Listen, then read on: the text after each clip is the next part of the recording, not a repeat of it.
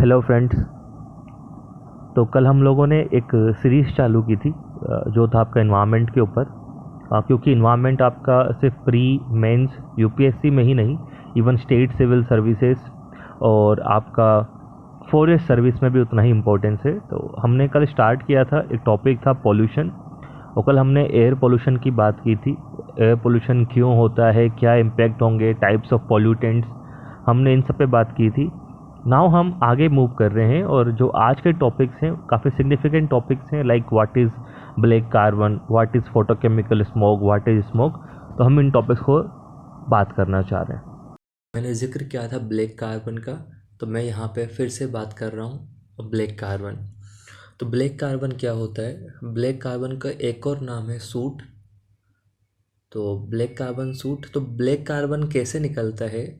जब भी fossil fuel या आपका फ्यूल वुड हो, बायोमास हो, जब वो कंप्लीटली बर्न नहीं होगा, इनकम्प्लीट कंबशन होगा, तो ब्लैक कार्बन रिलीज होता है।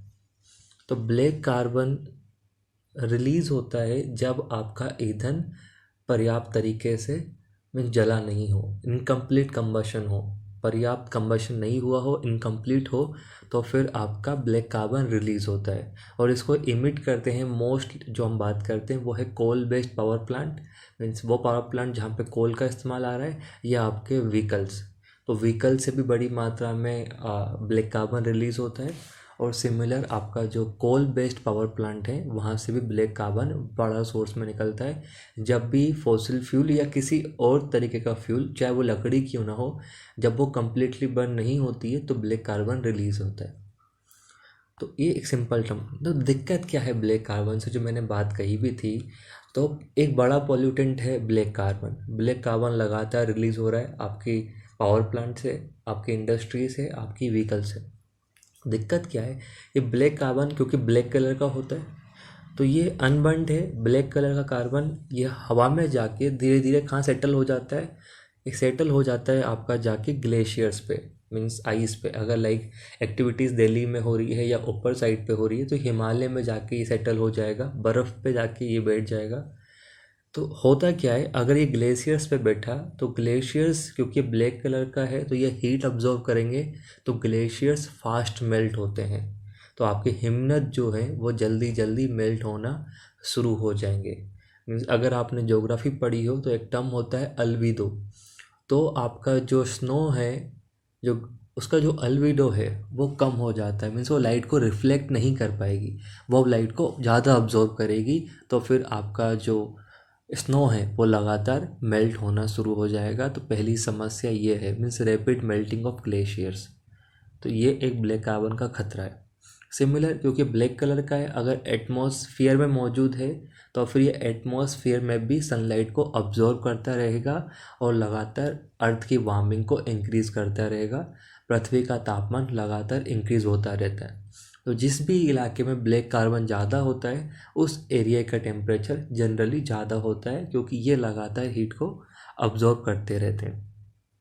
और ये मोस्ट लेटेस्ट स्टडी है, ये एक लेटेस्ट स्टडी है, इसी साल आई थी, कि ब्लैक कार्बन का एक लिंकेज देखा जा रहा है कि जो अभी अनबोर्न चाइल्ड है, जो अभी बच्चा जो मीन्स अनबोर्न है, अभी हुआ नहीं है, उसके डेवलपमेंट पे भी इम्पेक्ट देखा गया है।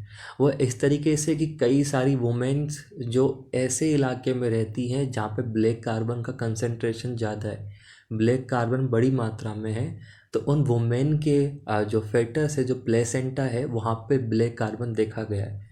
तो इस वजह से बच्चों के डेवलपमेंट पे, जो भी अनबोर्न चाइल्ड है उनके विकास पे भी प्रभाव पड़ता है। चांसेस बढ़ जाते हैं कि या तो मिसकैरेज हो सकता है, या प्री मैच्योर बर्थ हो सकता है, या अगर बर्थ हुआ तो लो बर्थ वेट। तो ये इतनी सारी संभावनाएं और बता रही है प्रेजेंट की स्टडी। तो ना सिर्फ टेम्परेचर राइज होगा, ना सिर्फ स्नो मेल्ट होगी, इसके अलावा आपके फ्यूचर में जो अनबोर्न चाइल्ड है उस पर भी इम्पेक्ट देखा गया है। तो ब्लैक कार्बन एक बड़ी चिंता की बात है, तो ये टॉपिक आप माइंड में रखिएगा। नाउ एक स्मॉल कंसेप्ट है, उसको हम बोलते हैं स्मॉग और फोटोकेमिकल स्मॉग। तो ये क्वेश्चन पूछ लिए जाते हैं, स्मॉग और फोटोकेमिकल स्मॉग। तो व्हाट इज स्मॉग? जैसे आपने सुना होगा फोग, तो फोग तो एक नॉर्मल हम कोहरे को बोलते हैं। तो व्हाट इज स्मोक? तो स्मोग एक प्रकार का एक इंटेंस एयर पोल्यूशन हम बोल सकते हैं। जब सघन वायु प्रदूषण हो जाता है तो उसको हम स्मोक टर्म देते हैं। तो smoke is a kind of air pollution. और स्मोक वर्ड बना है स्मोक मीन्स धुएं और प्लस फोग से, इसीलिए इसको बोलते हैं धूम कोहरा। तो धुएं प्लस कोहरे का मिक्सचर है स्मोक। अगर आप फोग को जानते हो, फोग एक कंडेंसेशन होता है आपके एटमॉस्फेयर में जो मौजूद पार्टिकल्स पे है। अगर वही कंडेंसेशन स्मोक पे हो जाए तो हम उसको बोलते हैं स्मोक। तो ये बड़ी मात्रा में हुआ जब इंडस्ट्रियल रिवॉल्यूशन हुआ, बड़ी मात्रा में धुएं छोड़े गए, स्मोक निकाला गया, तो फिर बड़ी बड़ी सिटीज़ में स्मोक आम हो गया था। इसीलिए इसको नाम देते हैं लंदन फोग, क्योंकि लंदन से निकला, पहली बार जिक्र वहीं पे मिला। तो कारण क्या है, जो इंडस्ट्रीज़ हैं, जो आपकी कोल पावर प्लांट हैं, इवन जो एग्रीकल्चर फायर्स लग रही है, हर जगह से धुआं निकलता है, स्मोक निकलता है। स्मोक एटमॉस्फेयर में जाके सेटल हो जाता है और उस पर जाके कोहरा जम जाता है, तो उसको हम बोलते हैं स्मोक। तो ये एक बड़ा पोल्यूशन रहता है जो अर्ली मॉर्निंग में दिखाई देता है। एक काफ़ी ज़्यादा डेंस फोग रहता है जो अर्ली मॉर्निंग में होता है। जैसे जैसे सन आगे जाएगा, सनलाइट बढ़ेगी, सनराइज होगा, तो फिर चला जाता है। पर है ये टाइप एयर पोल्यूशन का। जिस भी सिटीज़ में स्मोक ज़्यादा निकलेंगे, धुएँ ज़्यादा निकलेंगे, वहाँ पर स्मोक कॉमन होता है। लाइक लंदन में निकला था, नाम इसको बोलते हैं लंदन स्मोक। तो कॉमन हो गया smoke. Then what is photochemical smoke? प्रकाश रासायनिक धूम कोहरा जिसको हम बोलते हैं, फोटोकेमिकल स्मोक। तो फोटोकेमिकल स्मोक भी एक टाइप का एयर पोल्यूशन है और ये मोस्ट लेटेस्ट है। एक नया टाइप का पोल्यूशन जो आजकल दिखाई देता है और ये दिन में होता है। ये थोड़ा सा यूनिक है। हमने कहा स्मोक होगा आपकी अर्ली मॉर्निंग में, जैसे सनराइज होगा तो वो चला जाएगा, लेकिन फोटोकेमिकल स्मोक सनलाइट में ही होगा, भरी दोपहर में होगा। तो क्यों होता है फोटोकेमिकल स्मोक? फोटोकेमिकल स्मोक होने की वजह है जब आपके ऑटोमोबाइल्स जो हैं या जो आपकी इंडस्ट्रीज है, मेनली ये ऑटोमोबाइल से होता है, जो गाड़ियां हैं उनसे जो धुआं निकलता है, जो एग्जॉस्ट गैसेस निकलती है मीन्स हाइड्रोकार्बन, जब वो रिएक्ट करते हैं सनलाइट से तो बनता है photochemical smoke. Means exhaust gases जो निकल रही है, जो गाड़ी के साइलेंसर से जो धुआं निकलता है, जब वो आपके सनलाइट से रिएक्ट करते हैं तो बनाते हैं फोटोकेमिकल स्मोक।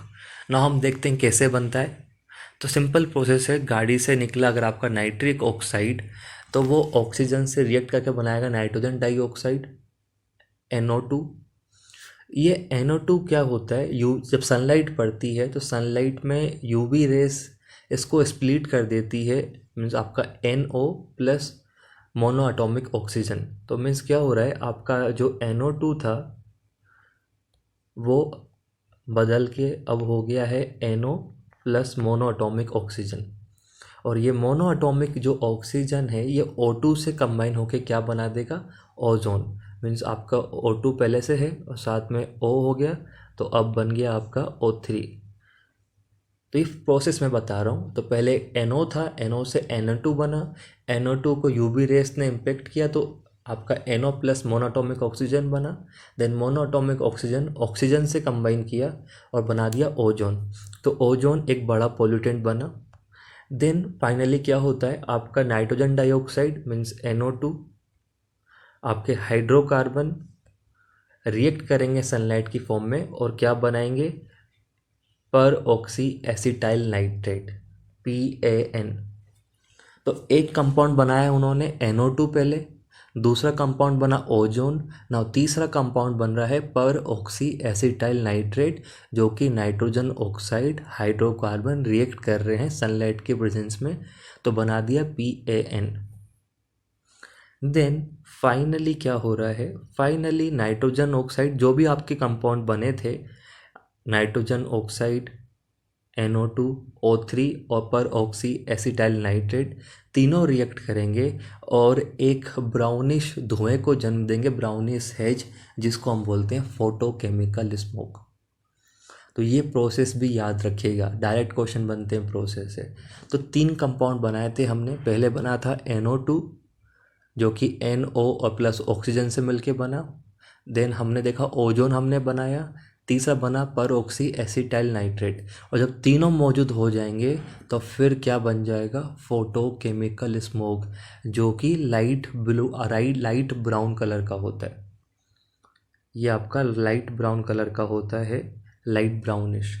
और ये भरी दोपहर में निकलेगा क्योंकि सनलाइट की आवश्यकता होती है। तो ये बड़ा कॉमन है।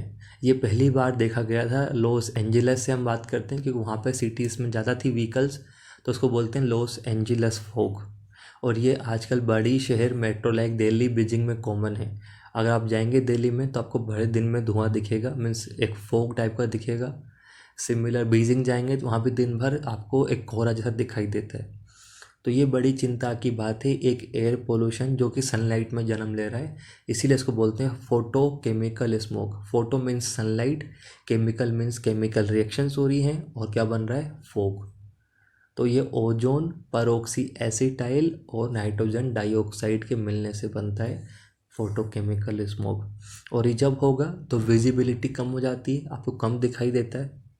दूसरा, प्लांट को दिक्कत होती है, ह्यूमंस को भी दिक्कत होती है, आई में इरिटेशन होता है, गले में खराश होती है, और साथ में रेस्पिरेटरी इलनेस भी हो सकती है। तो फोटोकेमिकल स्मोक एक ह्यूमन हेल्थ पे इम्पेक्ट डालता है। ये सिंपल हिंदी में लिखा है, जो हिंदी मीडियम वाले बच्चे हैं वो देख सकते हैं क्योंकि क्वेश्चन बन जाता है।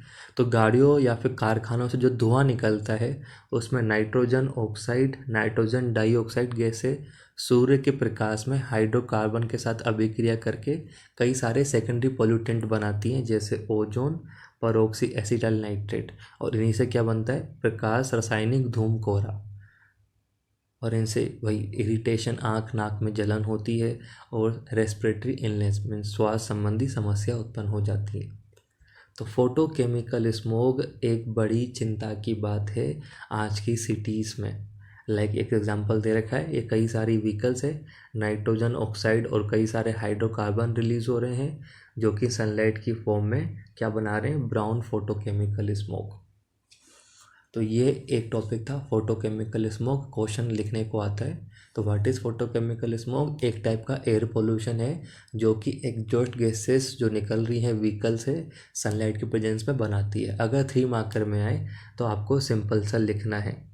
अगर 3 मार्कर में आता है तो आपको इतना पॉइंट मेंशन करना है। अगर 6 मार्कर में आता है या 5 मार्कर में आता है तो फिर आपको डिटेल मेंशन करनी है। देन एक और टॉपिक हमने बात किया था वो था एसिड रेन, अम्लीय वर्षा। तो क्या होती है अम्ल वर्षा, ये आप भी जानते हैं। मीन्स अम्ल वर्षा का मैं सिंपल बात है, ये कब होती है, जब आपकी कुछ gases like carbon dioxide, sulphur dioxide और नाइट्रोजन ऑक्साइड्स वाटर में मिलके क्या बना दे, एक मीन्स वाटर में मिल जाए तो हम बात करते हैं कि एसिड रेन।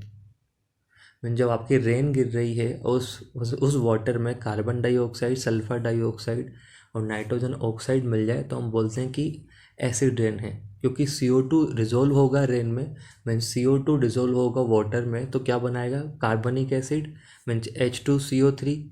सिमिलर जो आपका सल्फ़र है, इस नोट स्कल्पचर मीन्स जब सल्फ़र है तो सल्फ़र और नाइट्रोजन क्या बनाएंगे, सल्फ्यूरिक एसिड और नाइट्रिक एसिड मीन्स H2SO4 और HNO3।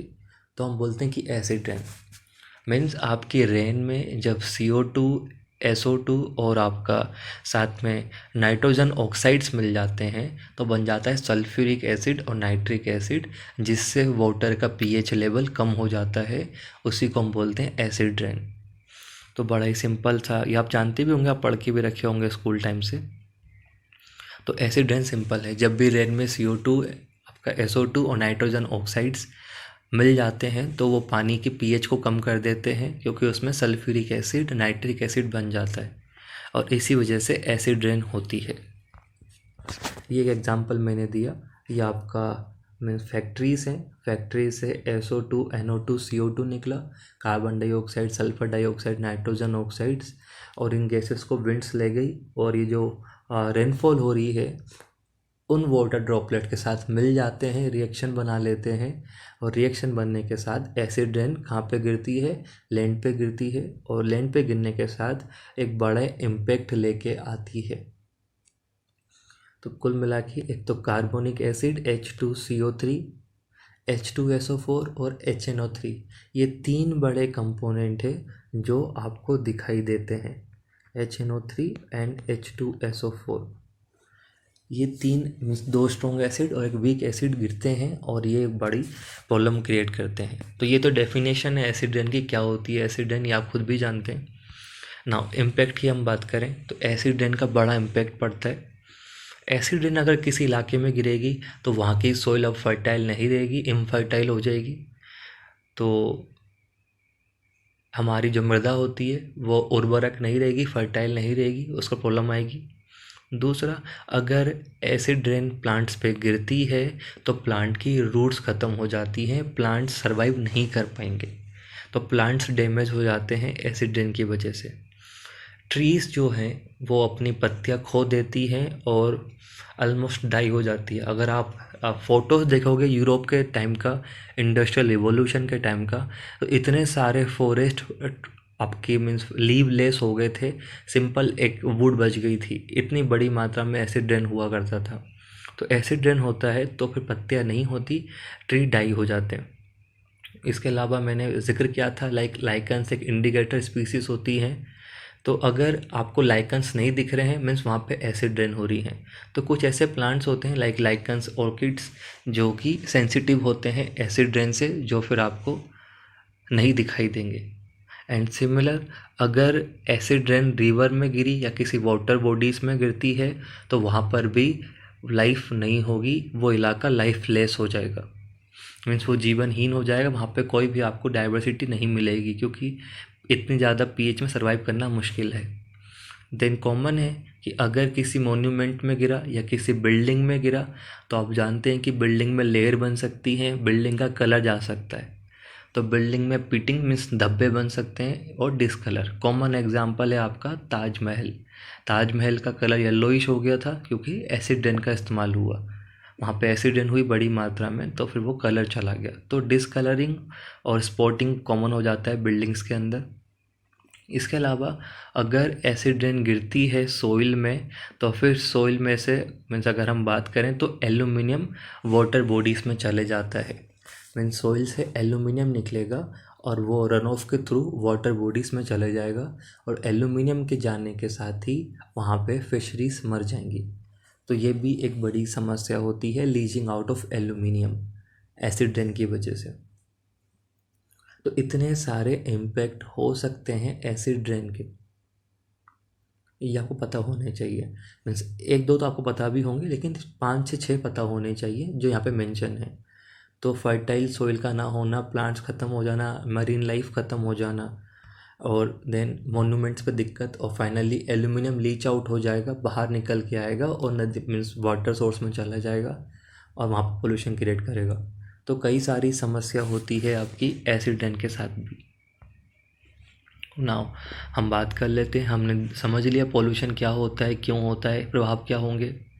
नाउ आपके अंतर्राष्ट्रीय स्तर पे प्रयास, तो 2 बड़े प्रयास किए जा रहे हैं एयर पोल्यूशन को रोकने के लिए। पहला प्रयास है एक climate and clean air coalition बनाया गया है, जलवायु एवं स्वच्छ वायु एक संघ बनाया गया है कोलिशन, और ये यूएनईपी के अंदर है, संयुक्त राष्ट्र पर्यावरण कार्यक्रम के अंदर है। 2012 से चल रहा है, ये 2012 से चल रहा है 2012 से। और इसके अंदर हमारा उद्देश्य है कि शॉर्ट लिव्ड पोल्यूटेंट्स, ऐसे प्रदूषक जो कुछ समय के लिए ही होते हैं, उन्हें हमें मीन्स कम करना है। लाइक मीथेन, ब्लैक कार्बन, ये ऐसे पोल्यूटेंट्स हैं जो शॉर्ट टर्म के लिए होते हैं, हमें इनकी संख्या कम करनी है। 2019 में इंडिया इसका मेंबर बना है, तो हमारे लिए ये प्रोग्राम काम का है। यूपीएससी में अभी हम इसको हम डिटेल में देखेंगे, लेकिन जो हमारी कॉमन टॉपिक है उसमें आप इसको पीएससी वाले शॉर्ट में लिख सकते हैं।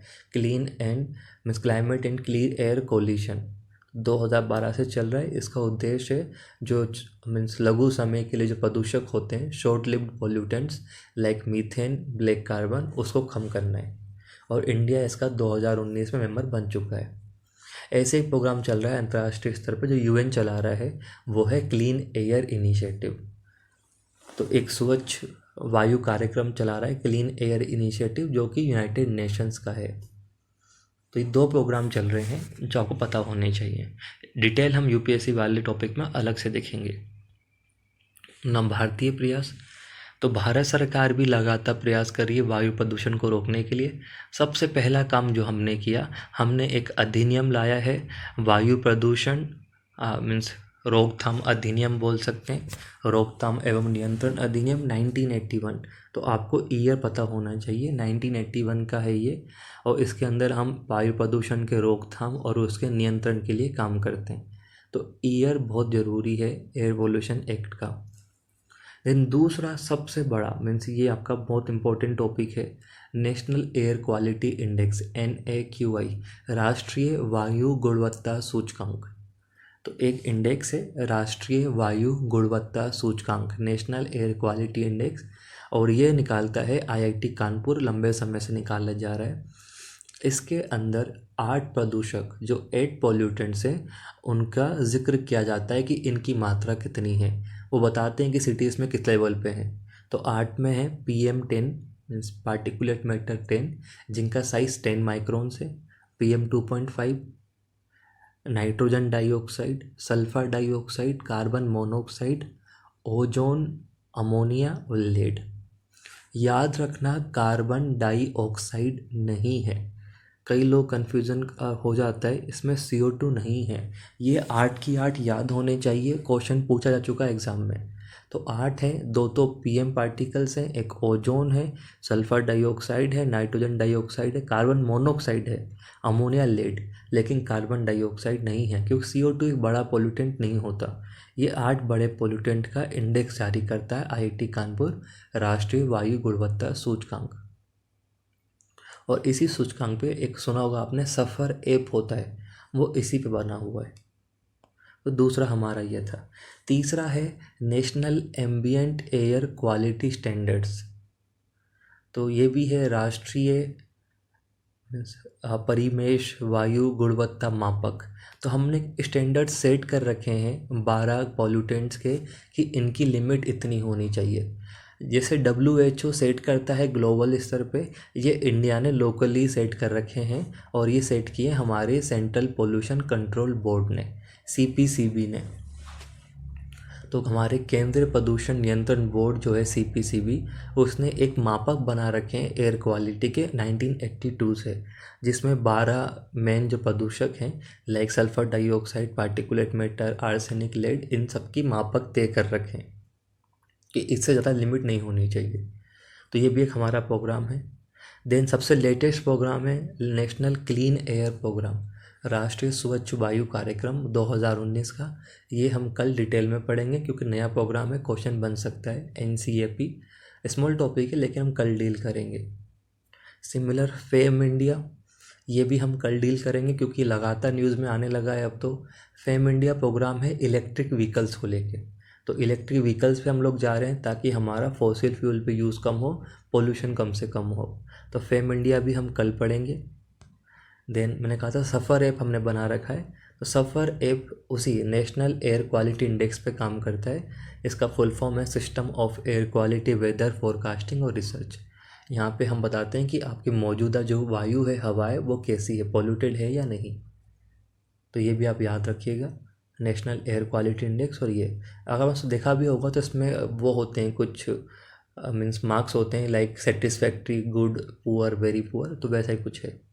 और एक हमने संस्था बनाई है बहुत बड़ी, CPCB। तो CPCB भी हम अलग से डील करेंगे, केंद्रीय प्रदूषण नियंत्रण बोर्ड। तो इतने सारे प्रोग्राम हम लोग चला रखे हैं। तो 3-4 प्रोग्राम जो लास्ट के हैं वो हम कल सेपरेटली डील करेंगे, और वे फॉरवर्ड भी। तो इतने सारे टॉपिक आपको क्लियर हो जाने चाहिए, आपसे क्वेश्चन बन जाना चाहिए। हम क्वेश्चन देख लेते हैं पास्ट ईयर के। ये MPPSC का क्वेश्चन है, स्टेट PSC कि अम्लीय वर्षा होती है।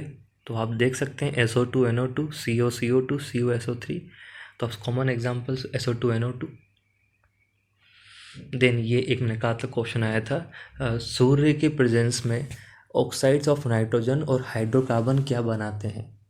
तो नाइट्रोजन ऑक्साइड और हाइड्रोकार्बन क्या बनाएंगे, पर ऑक्सी एसिटाइल नाइट्रेट। और 2014 में लिखने को आया एसिड रेन, ये तो मल्टीपल टाइम्स आ चुका है। तो आपको एसिड रेन को डिफाइन करना है, तो आप लिख के देखिए एसिड रेन।